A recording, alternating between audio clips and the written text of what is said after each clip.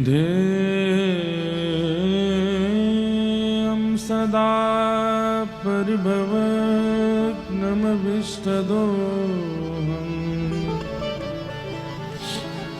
तीर्थास्पदं शिवविरञ्चनुतं शरणं भृत्यार्थिहं प्रणतपालभवाब्धिपोतम् वन्दे महापुरुषते चरणारविंद।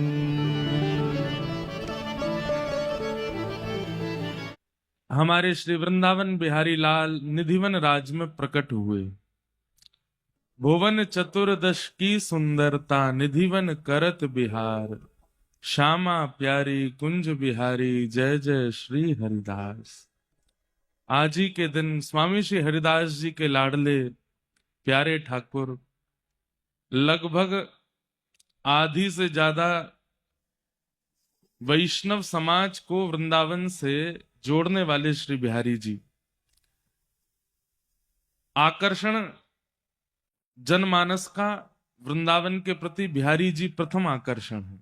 बिहारी जी के फिर बाद में भले ही वो राधा वल्लभी हो जाए, राधा रमणी हो जाए, मदन मोहन जी का हो जाए, गोविंद देव जी का हो जाए, राधा दामोदर जी का हो जाए, पर पहली बार तो ज्यादातर लोगों को वृंदावन खींचने वाले हमारे श्री बिहारी जी। ऐसे बिहारी जी का आज प्राकट्य दिवस है।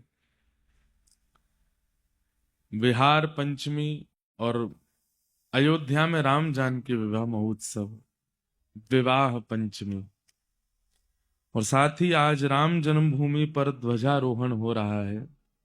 मंदिर का आज ध्वज स्थापन हो रहा है। ये सारे शुभ संकेत अपने आप कथा के विश्राम दिवस प्रकट हो रहे हैं।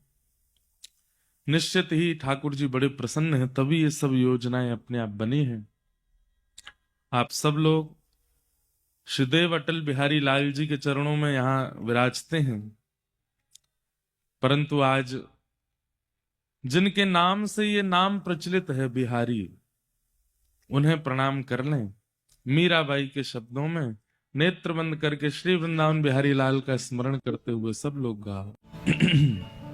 परम मंगल में परात्पर अखिलेश्वर अकारण करुणा वरुणालय भक्त वांछा कल्पतरु तड़िद्वत विनिंदित पीतांबरधारी श्री बालकृष्ण लाल की शब्दमयी वाणीमयी वांगमयी प्रतिमूर्ति हम आप सबके मध्य में विराजमान श्रीमद् भागवत महापुराण को बारंबार प्रणाम।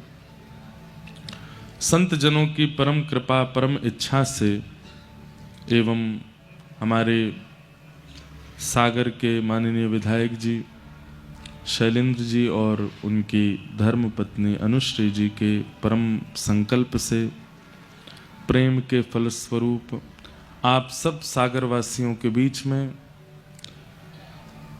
श्रीमद् भागवत कथा प्रवाह का आज विश्राम दिवस है। हमें यह सेवा करने का अवसर प्राप्त हुआ, इसके लिए हम बड़े भागी हैं। मंच पर विराजमान विद्वत वरेण्य विप्रवृंद, समस्त गंधर्वजन और आप सभी श्रोता भाई बंधु मातृशक्ति, छोटे बालक, हमारे मित्र सखाजन, सबको जय श्री कृष्ण, जय सिया राम, जय श्रीमन नारायण, जय जय श्री राधे।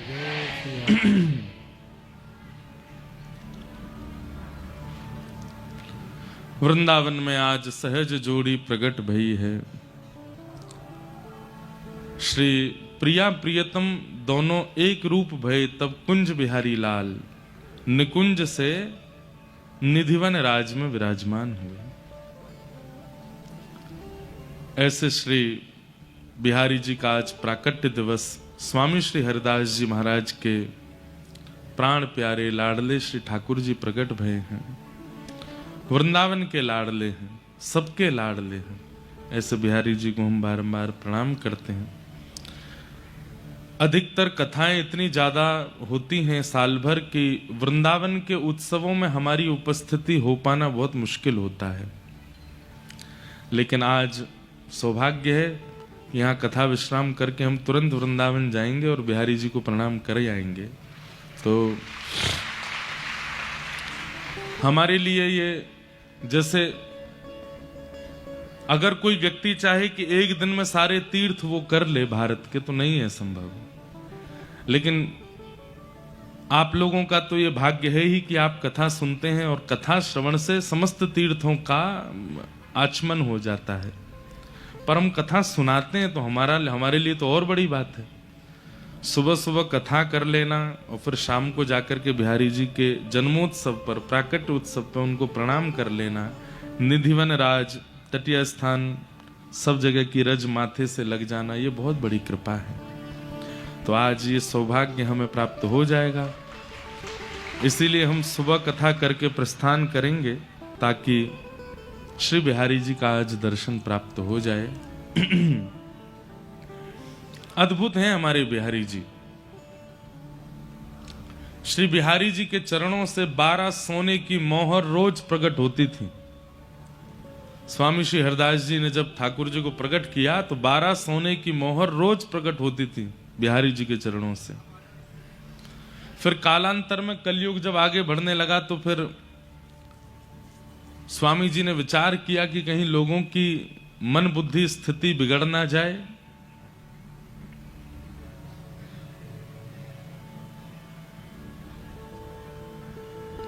वाह कितने बड़े सौभाग्य की बात है कि जिन बिहारी जी के प्राकट्य की हम लोग थोड़ी चर्चा कर रहे हैं, उन्हें प्रकट करने वाले स्वामी श्री हरदास जी महाराज की एक दिव्य परंपरा हमारे वृंदावन में तटीय स्थान है। और एक दिव्य परंपरा जिसका कहीं ना कहीं बहुत प्रगाढ़ कनेक्शन बुंदेलखंड से है, ऐसे गोरीलाल कुंज वाले महाराज जी का आशीर्वचन ऑडियो आया है। तो हमारी भावना तो ऐसी है कि अगर अभी सुना दें सबको, उसके बाद ही हम कथा में प्रवेश करें। महाराज जी का आशीष आया है, आप सब लोग श्री कुंज बिहारी श्री हरिदास। महाराज जी के बहुत सुंदर भाव, और आया तो ऑडियो लेकिन लगा ऐसा कि महाराज जी यहीं बैठ कर के हम सबके बीच से बोल रहे हैं। ऐसी उपस्थिति सबके अनुभव में नहीं आती है, पर महाराज जी का बहुत स्नेह है और आप लोगों को सौभाग्य मानना चाहिए कि हमारे व्रज के ऐसे अद्भुत विभूति महाराज जी बुंदेलखंड से बहुत प्रेम करते हैं और यहाँ के वैष्णवों से बहुत प्रेम करते हैं। और यहाँ पर भी कई वैष्णव महाराज जी के ही शिष्य परिकर यहाँ विराजमान हैं। सबको हमारा बारंबार वंदन है, सबको हमारा प्रणाम। और ठाकुर श्री बांके बिहारी लाल जी के प्राकट्य की आप सबको बधाई हो, बधाई हो, बधाई हो। आप सब लोग कथा के बाद हमारी तरफ से थोड़ी थोड़ी चिरौंजी की बर्फी खा लेना। खाओ पियो करो आनंद, पैसा देंगे आपके विधायक जी। हाँ, सब लोगों को चिरौंजी खा लेना आप लोग। विधायक जी कह रहे हैं अरे महाराज जी। लेकिन इससे बढ़िया बधाई क्या होगी कि आपको 7 दिन की कथा सुनवा रहे हैं और 2-2 बार सुनवा रहे हैं साल में। चिरौंजी की बर्फी में बड़े विटामिन आदि सब होंगे, चिरौंजी भी है कि नहीं पता नहीं, है तो सही, पर जो कथा से आप लोगों को प्राप्त हुआ है वो और किसी वस्तु से प्राप्त नहीं हो सकता। तो ये सबसे बड़ी बधाई है, एक प्रकार से बिहार पंचमी की बधाई। ये कोई नियोजित नहीं था, पर आज हो गया कि बिहार पंचमी की श्री बिहारी जी के प्राकट्य की बधाई के रूप में ये कथा आपको सागर वासियों को विधायक जी की ओर से दी गई है कि भैया आप लोग बधाई मना लो लाल जी का मंगल प्राकट्य दिवस। तो नित्य सोने की मोहर प्रकट होती थी बिहारी जी के चरणों से। लेकिन जब स्वामी जी ने विचार किया कि आगे कलिकाल में लोभ इतना बढ़ जाएगा, लोग बाग किस स्थिति तक पहुंच जाएंगे, बिहारी जी के दर्शन का लोभ तो कम होगा, सोने की मोहर प्रकट होती है उसका लोभ ज्यादा होगा। तो फिर बिहारी जी से प्रार्थना करके स्वामी जी ने निवेदन किया कि जय जय, कलिकाल में लोग सह नहीं पाएंगे आपके इस प्रताप को, लोभ जग जाएगा और लोभ में कुछ भी करेंगे लोग, कृपा करके आप अपनी इस दिव्य शक्ति को विश्राम दे दो। तो फिर बिहारी जी ने 12 सोने की मोहर प्रकट करना तो विश्राम कर दिया, लेकिन आज भी 12 सोने मोहर की जितनी रकम होती होगी उतना धन, उतना चढ़ावा बिहारी जी में रोज आता है, उतना तो पहुंच ही जाता है। तो आज भी अदृश्य रूप से 12 सोने की मोहरों के समान धन धान्य वहां उपस्थित होता है। ऐसे हमारे श्री बिहारी जी हैं, अद्भुत है उनकी लीला। ऐसे ठाकुर हैं कि बार बार पर्दा करना पड़ता है उनके आगे। क्यों? कोई ज्यादा देर तक उनसे नैन मिला ले तो वही के संग चले जाएं। ऐसे हमारे ठाकुर हैं, इसलिए हर 5 सेकंड में पर्दा किया जाता है कि कोई ज्यादा देर तक इनको देख ना ले, इनसे नैन मिला ना ले। ऐसे हमारे ठाकुर श्री बांके बिहारी। अद्भुत कथा है उनके प्राकट्य की, उसमें जाएंगे तो फिर आज का विश्राम विषय नहीं हो पाएगा, कल की भी पेंडिंग कथा है, तो इसलिए सब हम आज विषय पूर्ण कर देते हैं और कथा को विश्राम की ओर ले चलें। ठाकुर जी ने रास विहार किया, सब गोपिकाओं के साथ में मधुर रास हुआ। रास के पश्चात श्रीमद् भागवत में युगल गीत आता है, जहां भगवान के रूप माधुरी का और कई भावों का वर्णन गोपियां करती हैं। तत्पश्चात मथुरा में कंस का चिंतन बढ़ता जा रहा है। क्योंकि शत्रु कृष्ण पकड़ में नहीं आ रहे हैं। तभी नारद जी का आगमन हुआ और नारद जी ने योजना बनाकर के कंस से कहा कि तुम धनुर्यज्ञ करो और उस धनुर्यज्ञ में उपहार देने के लिए कुछ लोगों के नाम चयन करो 84 कोष में से, उनमें से 2 नाम कृष्ण बलराम के भी रखो। उपहार देने के पीछे रखना कि इन्होंने हमारी व्यापार में बड़ी वृद्धि की, उनको उपहार दे रहे हैं, इन्होंने यमुना शुद्धिकरण में काम किया, उनको उपहार दे रहे हैं। कृष्ण बलराम के लिए कहना कि हमने सुना था कि जब इंद्र ने वर्षा की तो इन्होंने पर्वत उठा लिया, इसलिए हम इनको उपहार देना चाहते हैं, इसलिए मथुरा बुला रहे हैं। उपहार का लोभ दे करके दोनों बालकों को मथुरा बुलाओ। अभी तक तुमने अपने राक्षसों को उनके पास भेजा, सब मारे गए, अब उनको बुलाओ। कंस ने कहा गुरुदेव आपकी आज्ञा शिरोधार्य, मैं अभी करता हूं योजना। और धनुर्यज्ञ का कार्यक्रम कंस ने किया। श्री अक्रूर जी महाराज को भेजा है, जाओ जाकर के कृष्ण बलराम को लेकर के आओ। पूछें क्यों बुला रहे हैं तो कहना उपहार देना है, पुरस्कार देना है। अक्रूर जी महाराज वृंदावन को निकले। ठाकुर जी गौचारण करके जा रहे थे। जैसे ही स्वर्ण रथ को मथुरा की ओर से आते हुए देखा, ब्रजवासी सब घबरा गए। हर बार राक्षस आते थे, इस बार स्वर्ण रथ में बैठ के कौन आया है? अक्रूर जी महाराज आए, ब्रजवासियों की भीड़ लग गई, भैया मथुरा से कोई मंत्री आया है, क्या खबर लेके आया? चारों तरफ लोग इकट्ठे हो गए। एक पेड़ के नीचे बैठ करके नंद बाबा ने कही, कहो भैया अक्रूर कैसे आए? पत्र पढ़ के सुनाया कि महाराज कंस ने पत्र लिख करके भेजा है कि आपके दोनों पुत्र कृष्ण बलराम ने इंद्र की वर्षा से व्रजमंडल की रक्षा की, इसलिए हम उनको पुरस्कृत करना चाहते हैं और दोनों बालकों को मथुरा बुला रहे हैं। मथुरा का नाम सुनते ही ब्रजवासी घबरा गए। सब ब्रजवासियों के चित्त में आई, हमें कोई पुरस्कार ना चाहिए, हमें कोई उपहार ना चाहिए। और लाला तू तो मना कर दे, कोई उपहार नहीं चाहिए, कहीं ना जाएगो हमारो लाला। और वह दुष्ट कंस के पास तो बिल्कुल ना जाएगो। ठाकुर जी चाहते तो हैं कि मैं हामी भर दूं, लेकिन ठाकुर जी को याद आ रही है। 2 दिन पहले नारद जी ठाकुर जी के पास आए थे और ठाकुर जी से आके कह के गए, भगवान इतने प्रेम इतने भाव से आप लीला ब्रजमंडल में कर रहे हो, कंस को कब मारोगे? कंस को मारना है, काल नेमी का वध करना है, जरासंध के साथ 17 बार युद्ध करके रण छोड़ करके द्वारिका जाना है, 16,108 विवाह करने हैं, महाभारत का युद्ध करा करके गीता का ज्ञान देना है। ये सब आप तभी कर सकते हैं जब आप ब्रज से बाहर निकलेंगे, क्योंकि यहां तो आप प्रभुता भूल करके बैठे हो। सत्य मानिए बंधुओं, भगवान नारद जी से कहते हैं, नारद मैं सच बताऊं? बोले क्या?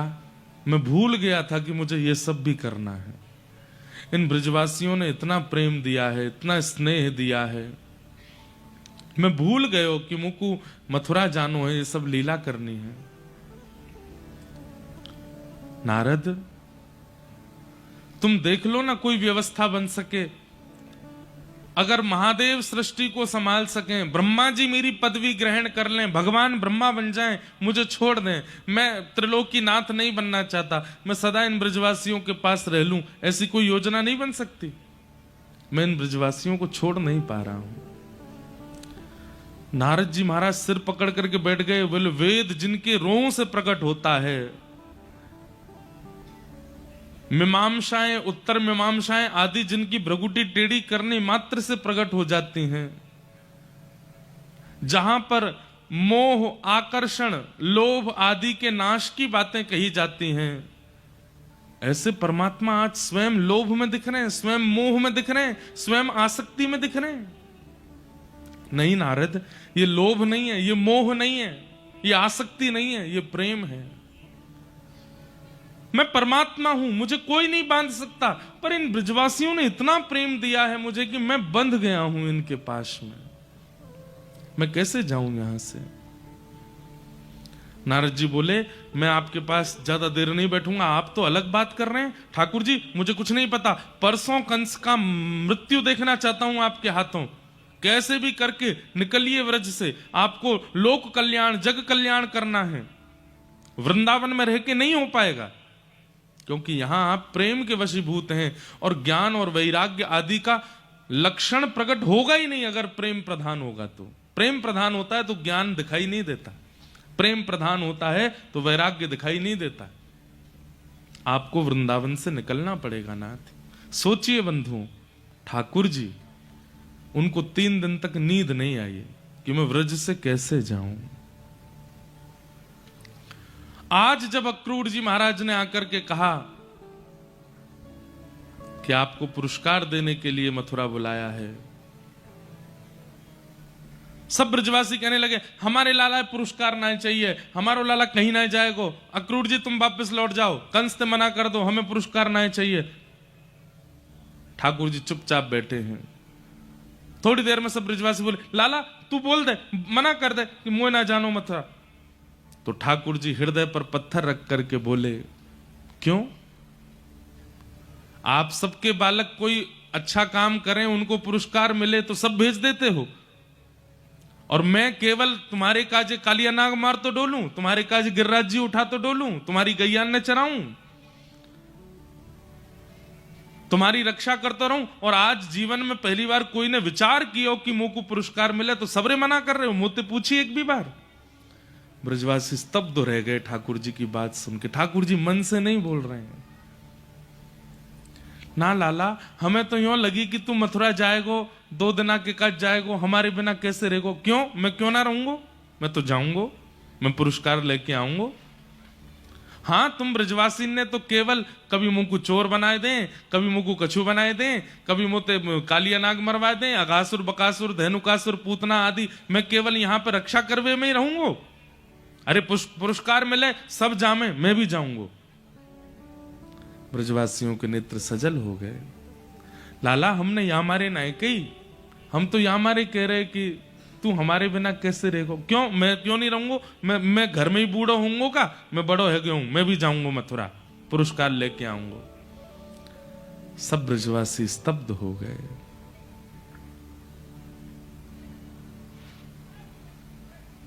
थोड़ी देर में ठाकुर जी ने अपनी भाषा थोड़ी नरम की। ब्रजवासी ने बोले अरे 2 दिन की तो बात है, मैं आ जाऊंगा ना परसों। ब्रजवासी बोले ना ना लाला, अब हम कछु कहेंगे तो को बुरी लग जाएगी, तू चलो जा, तू प्रेम से पुरस्कार लेके आ। और भैया सुन लो सबरे, आज के बाद कोई राक्षस आवेगो मृत्यु स्वीकार कर लेंगे लेकिन लाला को आगे नहीं करेंगे। ठाकुर जी बोले, अरे तुम सब तो बुरा मान रहे हो, मैंने या भाव से थोड़ी कही, मैं तो या मारे कह रहा हूं सबके बालकन को पुरस्कार मिले तो मैं क्यों नहीं जाऊं। ब्रजवासी बोले, ना लाला तू चलो जा, तू तो रह लेगो हमारे बिना। वास्तव में बात तो ये कि हम कैसे रहेंगे तेरे बिना, 2 दिन तक तो को देखे बगैर हम कैसे रहेंगे। ब्रजवासियों की स्थिति कैसी है बंधुओं, तू अभी गयो नहीं है और तेरे जावे की बात कान में पड़वे ते हमारो हृदय ऐसो पिघल रहे है, इतनो रोनो आ रो है, तू चलो जाएगो तो हम कैसे रहेंगे। ठाकुर जी बोले, अरे मैं हमेशा के काजे ना जा रो, कल जाऊंगो परसों आ जाऊंगो। लाला तू परसों बोल रहा है लेकिन हमको बरसों सुनाई दे रही है, हम तोते जिद नहीं करेंगे तू फिरते हमें डांटने लगेगो, लेकिन लाला तू तो रह लेगो, हम कैसे रहेंगे तेरे बिना, एक दिना भी हम तेरे बिना रह ना सके। सोचिए बंधुओं ब्रजवासियों की स्थिति कैसी है। जब से ठाकुर जी का जन्म हुआ है ब्रजमंडल में, ब्रजवासी भोजन नहीं बनाते, कपड़े नहीं पहनते, जल नहीं भरने जाते, गोबर नहीं चौकाते, गैया नहीं चराते, सब कार्यों के पीछे एक ही ध्यान है, भोजन इसलिए बनाएंगे क्या पता कन्हैया घर आ गए हो तो, चौका इसलिए लगाते हैं कि कहा पतो कन्हैया आ गए तो घर सुंदर दिखना चाहिए, गैया इसलिए चराने जाते हैं कि कल को कहीं कन्हैया दूध पीवे आ गए होता तो बढ़िया वारो दूध मिलना चाहिए, जल भरने इसलिए जाते हैं कहीं कन्हैया जल पीवे आ गए हो तो, वस्त्र इसलिए पहनते हैं कहीं कन्हैया सामने आ गए हो तो वाकु देखवे में हम भावे। हर किसी ब्रजवासी की एक ही स्थिति है, कन्हैया कृष्ण। वो अपने लिए क्रिया नहीं कर रहे हैं, सारी क्रिया कृष्ण के लिए करते हैं। एक दिन के लिए मथुरा जाना है, इस बात से इतने व्याकुल हो रहे हैं कि लाला हम कैसे रहेंगे।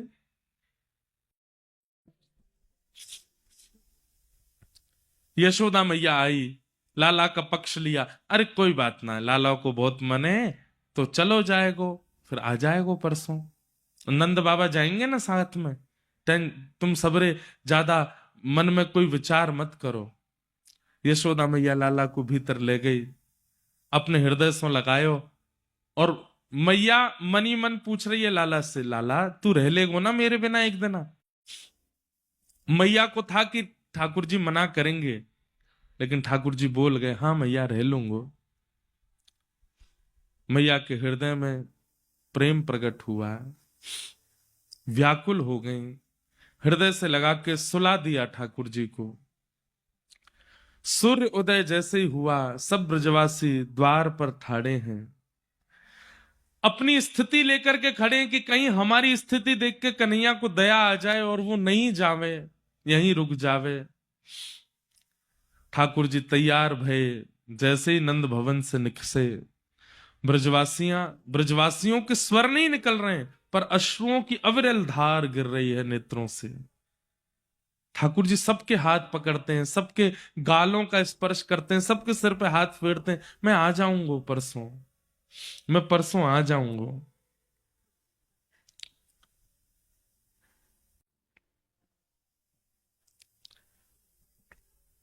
सबसे मिलते भय ठाकुर जी जैसे ही रथ पर आरूढ़ हुए।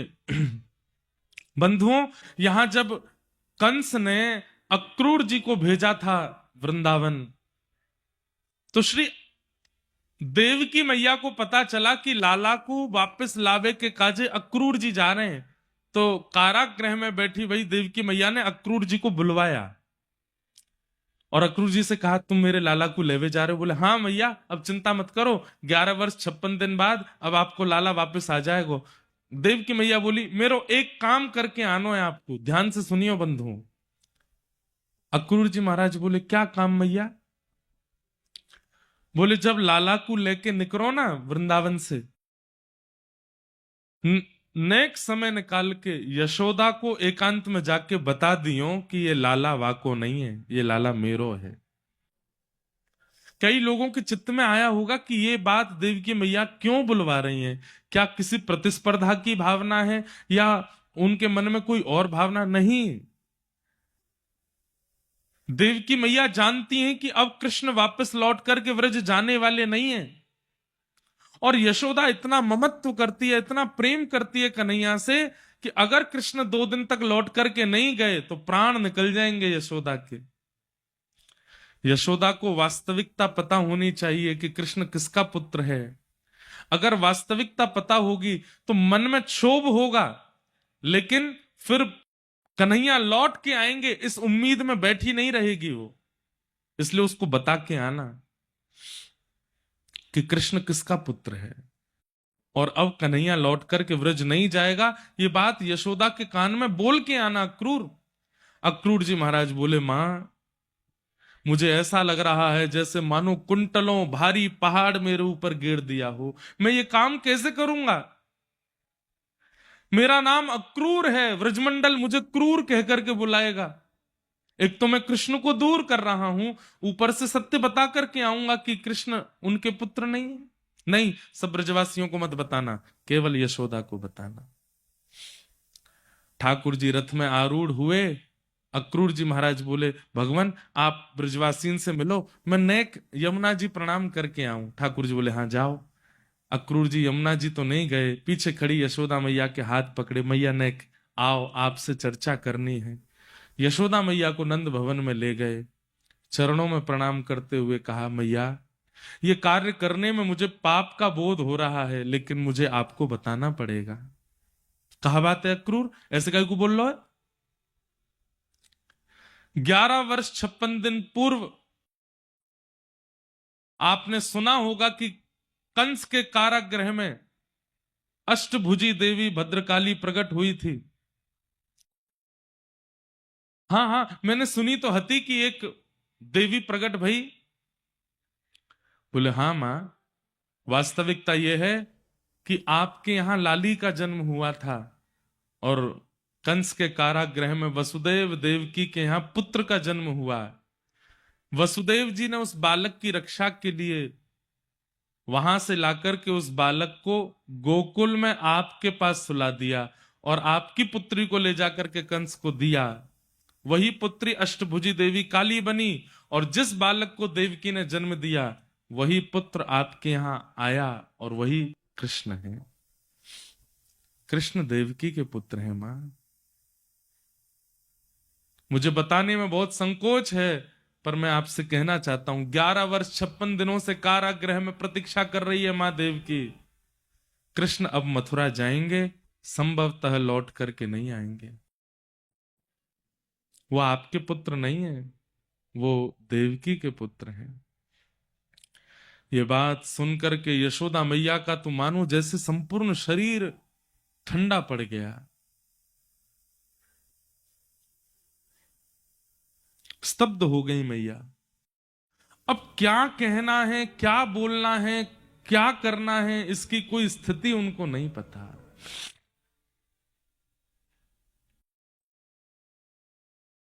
अक्रूर जी महाराज बोले, मैया मुझे आज्ञा दो, अब मैं जाऊं।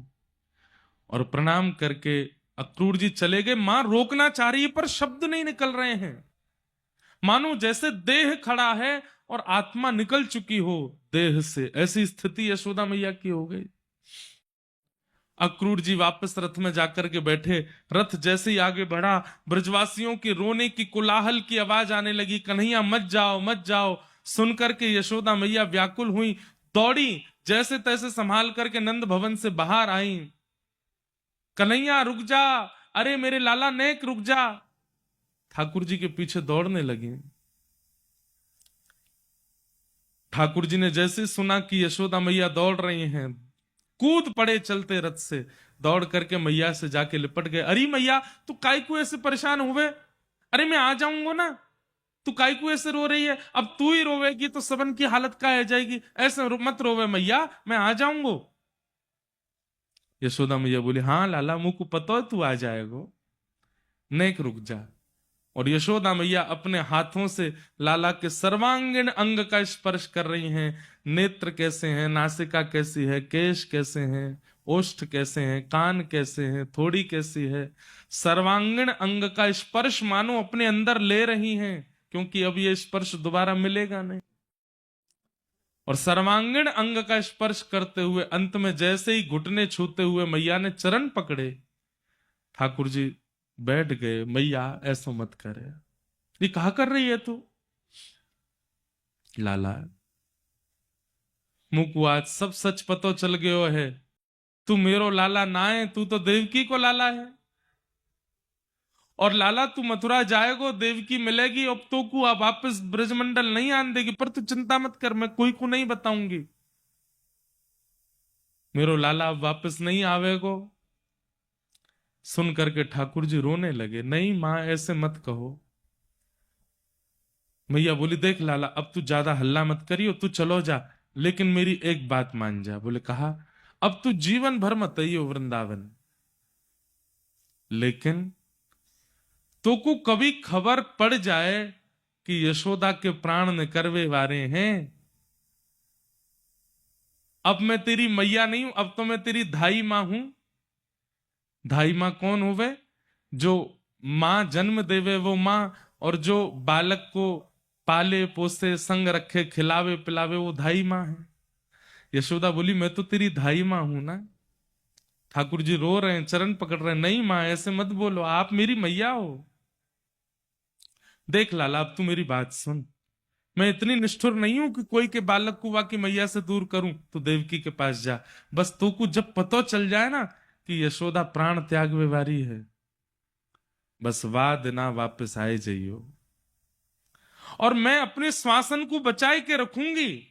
मेरो लाला आवेगो तभी अंतिम श्वास लूंगी, तो को खबर पहुंच जाएगी कि मैं प्राण त्याग वारी हूं, बस आए जाइयो, मैं प्राण नहीं त्यागूंगी। जैसे ही तू सामने आवेगो बस मेरे सर को अपनी गोद में रख लियो, मैं अपने लाला को देखती रहूंगी, या कि रूप माधुरी को दर्शन करती रहूंगी, और देखते देखते तो को देखते देखते प्राण त्याग दूंगी लाला, बस ये मेरी अंतिम इच्छा है, या को पूरी कर दियो, और मैं तो से कछु ना मांग रही।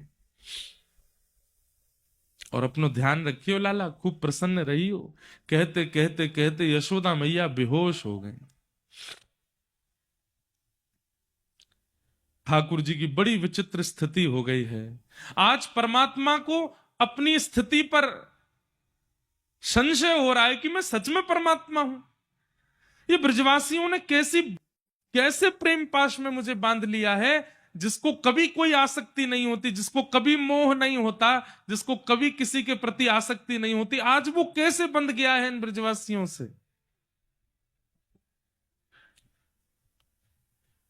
ब्रजवासियों की ओर इशारा किया ठाकुर जी को, ब्रजवासियों ने उठाया। बोले लाला अब तू जा, विलंब मत कर, मैया को हम संभाल लेंगे, तू आई जाएगा परसों। ठाकुर जी बोले हाँ मैं जाऊं। मैया के चरणों में प्रणाम करके वृंदावन की रज को अपने जेब में रख के ठाकुर जी वृंदावन को प्रणाम करके रथ में आरूढ़ हो गए और मथुरा को प्रस्थान कर गए। बहुत भावुक कथा है।